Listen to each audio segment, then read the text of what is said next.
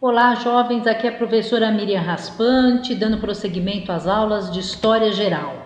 Hoje eu quero começar lembrando com vocês um pouquinho o conceito do capitalismo. O capitalismo, então, ele é um fenômeno onde está envolvido o capital, nada mais é o dinheiro, onde eu tenho de um lado os donos dos meios de produção, das ferramentas, maquinário, matéria-prima, da tecnologia, que vão comprar a mão de obra daqueles que não detêm os meios de produção, que estão vendendo a sua força de trabalho, né? O trabalhador, o assalariado. Nessa sociedade capitalista, então, urbana, que é a que eu necessito nesse momento, nesta aula, ela é uma população que pode ser operária, uma população burguesa ou uma população de profissionais liberais. A população operária, como nós já vimos em anos anteriores de estudo, é uma população assalariada que vive na periferia da cidade, é uma população que não tem muita saúde, é uma população subnutrida e uma população de analfabetos. A sociedade burguesa, que é daqueles que detêm os meios de produção, são os banqueiros industriais, os comerciantes, que vão também ter o poder político e econômico. E profissionais liberais nada mais é do que advogados, engenheiros, médicos, jornalistas, que são uma população intelectualizada e politizada. A economia, então, capitalista, ela é o fruto da mecanização da indústria e da agricultura. Nesse momento da economia capitalista, há um grande aumento do número de fábricas, o aparecimento do adubo químico agrícola.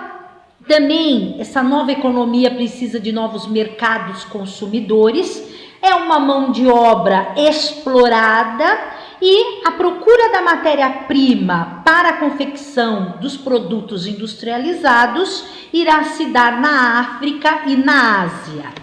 Aqui eu tenho então no próximo slide uma imagem de alguns jovenzinhos já trabalhando numa linha de produção no começo do século XX e uma máquina agrícola neste slide que está aparecendo agora, já mecanizada, sendo utilizada lá na agricultura.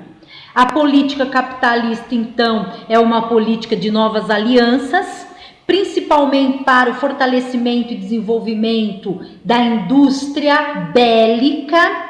Há um enfraquecimento das monarquias absolutistas, onde os monarcas eram constituídos de poder divino. Então, o Império Austro-Húngaro e a Rússia vai ter a sua mudança política nesse momento do capitalismo, do começo do século XX. A unificação da Alemanha com a Prússia. A Prússia era um país que lá no início do século passado existia e que hoje são os países chamados Estônia, Letônia, Lituânia e uma parte da Polônia. A política capitalista também prega o crescimento do sentimento nacionalista, ou seja, o alemão quer se tornar cada vez mais alemão e defender as suas cores, a sua bandeira, os seus princípios. A política do revanchismo, ou seja, eu tenho um sentimento de vingança para com outros povos que não sejam do meu país.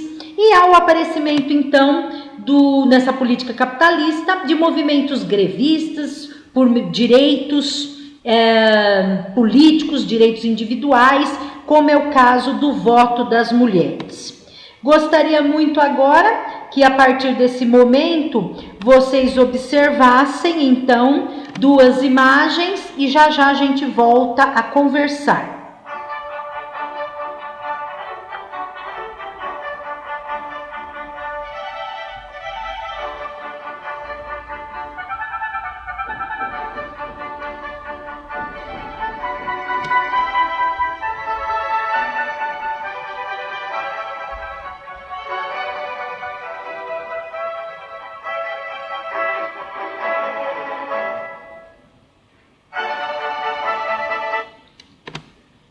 E nessas duas imagens eu venho para vocês fazendo aqui o seguinte questionamento: quais são são as informações que as imagens nos transmitem? Se vocês observaram bem, as imagens então vão demonstrar para a gente um tipo de guerra, que é o assunto da minha aula. Nós estamos então falando da Primeira Guerra Mundial, que foi um conflito militar entre as principais nações europeias, devido à expansão imperialista ocorrida na África, na Ásia e suas consequências econômicas.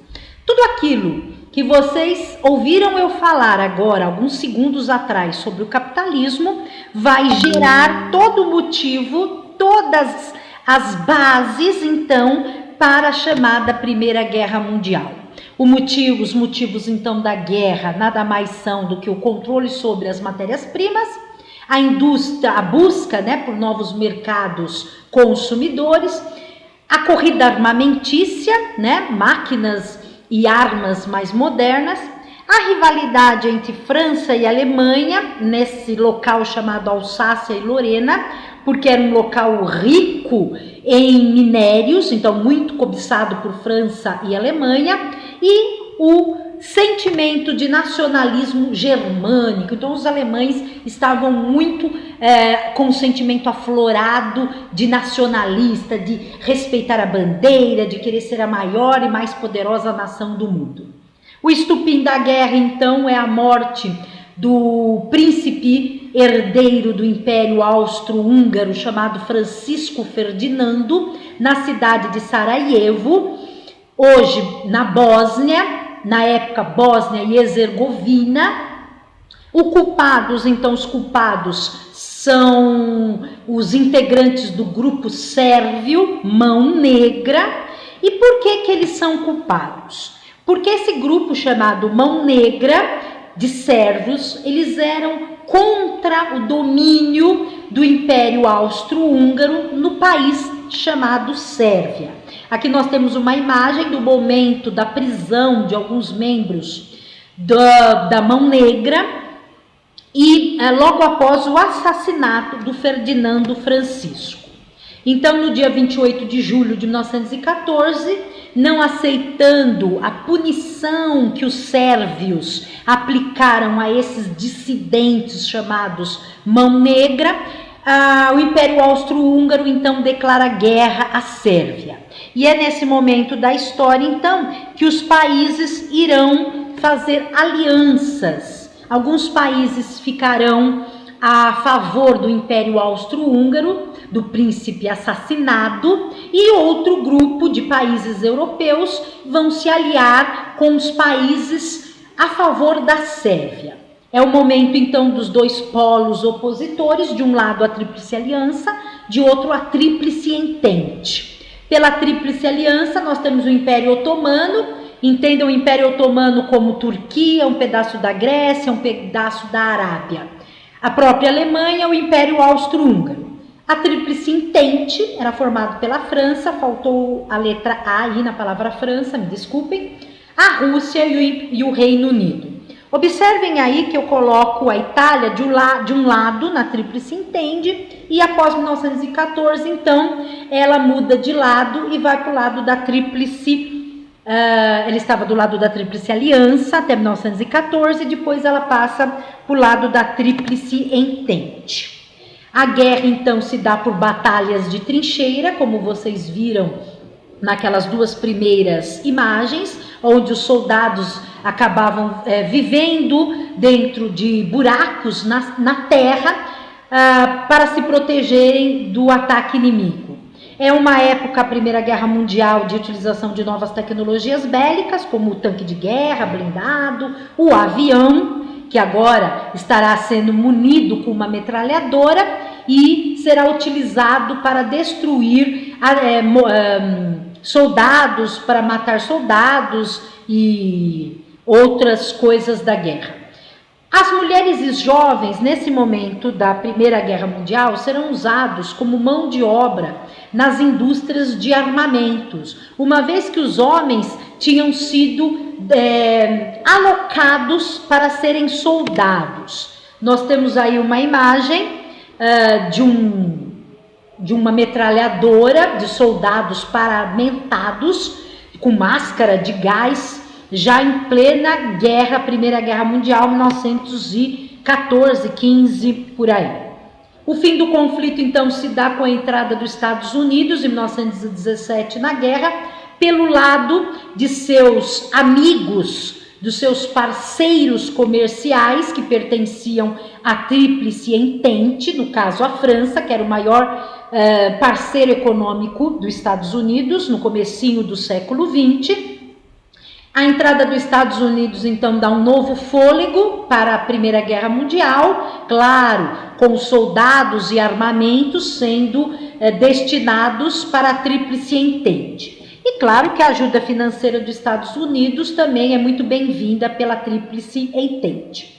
Isso tudo vai ocasionar a derrota da Tríplice Aliança, ou seja, do Império Austro-Húngaro, da Alemanha e do Império Otomano. Há um grande número de desabrigados e famintos por toda a Europa. É contabilizado 10 milhões de soldados e civis mortos pela Europa, 30 milhões feridos. E a destruição do Império, ou seja, de todo o território europeu, do continente europeu, se dá na casa dos 80%. Temos aí uma imagem, então, de uma das grandes cidades capitais europeias devastada. Quando eu falo capitais europeias, eu falo de Roma, eu falo de Londres, eu falo de Paris, eu falo de Madrid, Viena, Berlim. E temos outra imagem aí também agora de um grupo de pessoas que estão saindo da cidade porque as suas moradias foram devastadas, estão procurando refúgio em outros locais. Importante a gente pensar que o fim da guerra é o fim dos grandes impérios, o otomano e o austro-húngaro. Há toda uma reformulação do mapa da divisão das fronteiras dos países europeus e surge nesse momento o Tratado de Versalhes. O que é esse Tratado de Versalhes, jovens? Ele é um documento que irá promover a paz, ou seja, o fim da Primeira Guerra Mundial em 1918, e que vai impor à Alemanha, já que foi ela recebe a maior culpabilidade pela guerra, pela Primeira Guerra Mundial, então é imposto à Alemanha, pelos vencedores da guerra, a Tríplice Entente, vários deveres políticos, obrigações, deveres econômicos e militares. As cláusulas mais importantes do Tratado de Versalhes são essas 5 que aparecem aí. Então é a diminuição do território alemão. Lembra que no comecinho da minha aula eu falei que a Alemanha tinha se incorporado à Prússia, então ela acaba perdendo todo o território prussiano. A Alemanha volta a ser o que era a Alemanha antes da Primeira Guerra Mundial. Todas as suas colônias africanas são também perdidas. Há uma restrição para o tamanho do número de soldados que o exército alemão pode ter. Há totalmente o fim da marinha e da aeronáutica alemã, então a Alemanha não podia ter nem navios de guerra ou aviões de guerra, e uma indenização financeira à Tríplice Entente. As cláusulas do Tratado de Versalhes são muito humilhantes para a população alemã. A inflação, o desemprego, a fome da população alemã é muito grande. É nesse contexto da indenização que os alemães têm que pagar para a Inglaterra, para a França e para os Estados Unidos, em torno de 30 milhões de dólares da época, é uma fortuna imensurável. Isso tudo vai fazer com que surja a ascensão do nazismo na Alemanha, que é o assunto de aula futura nossa. Assim sendo, jovens, chego ao final dessa aula sobre Primeira Guerra Mundial e capitalismo. Espero que vocês tenham gostado. O nosso assunto da próxima aula será, então, Rússia e Revolução Russa. Espero vocês até a próxima aula. Tchau, tchau, jovens!